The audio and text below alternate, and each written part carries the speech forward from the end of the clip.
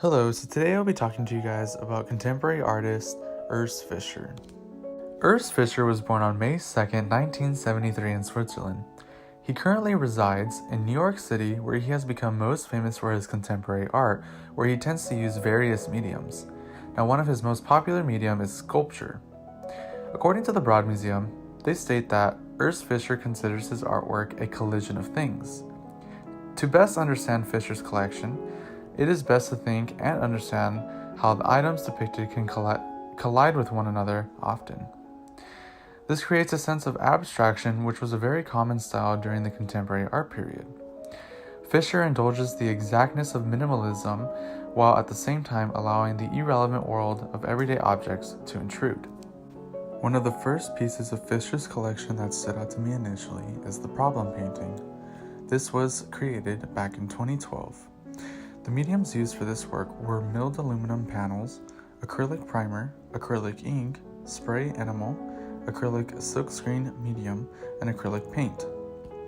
What stands out the most with this painting is that we can see clearly a man behind a large chain and what can possibly be viewed as a screw or a pipe right next to it.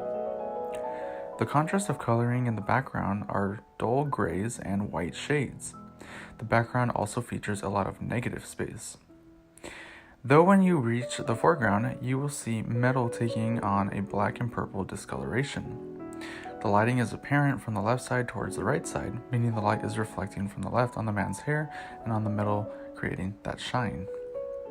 The texture on the mills are also extremely well detailed, where you can see the ridges from the metal, creating that real life look itself.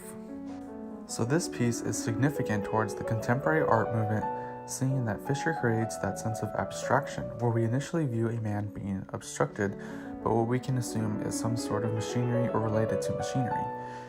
Fischer is really good at establishing that collision between two objects that end up taking up one form in order to distract the viewer and to create that sense of intrusion or that sense of discomfort. Now, this is something I have seen often, where he denormalizes the objects that we see, and this is a common theme I have found within many of Fischer's collections. The next artwork is a piece that I found really intriguing and was the main reason why I wanted to originally visit the Broad Museum. Now, this piece was originally on display at the Broad Museum, however, when I went, it was no longer on display and in storage, but it can be viewed from Urs Fischer's website, which is ursfischer.com. This is a sculpture by Fischer that is entitled, and this sculpture was created in 2012. The medium is cast aluminum, milled aluminum, screws, LED light bulbs, glass, wires, epoxy fillers, and primers. We can see in the background that there's a lot of negative space, which was probably done so that our attention was on the sculpture itself. The sculpture itself is a solid black color that is a working light bulb in 2 of the 5 lampposts pictured. Now, what stands out the most in this sculpture is that we get this sense that the lamppost sculpture almost takes shape as a human. The arms that stem out from the lamppost are shaped as if one arm is facing down and the other is facing up. And we can see the smaller 3 arms on top facing up altogether. This gives the sense that the sculpture is taking form as the human body, seeing that the bottom of the sculpture also features a large base that seems to extend out, giving that sense that it has feet.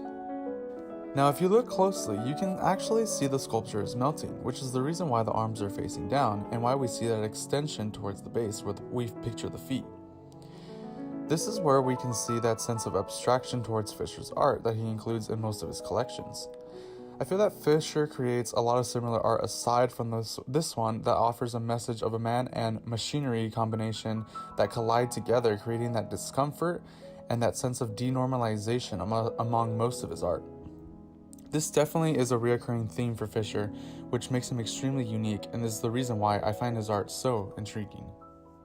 The 2 pieces that were depicted are 2 great examples of contemporary art that reveal abstraction and distract the viewer with Urs Fischer's unique ways of denormalizing the images with the collision of 2 objects or even 2 concepts. Now, Fischer establishes these strange relationships and unlikely pairs so the viewer can find it delightfully strange. Now, we question a lot about this style of art, and that is why so many are actually influenced by this contemporary art movement, because contemporary artists challenge these traditional ideas by rejecting certain styles. Now, this is why the art movement has become so popular and has remained so popular to this day.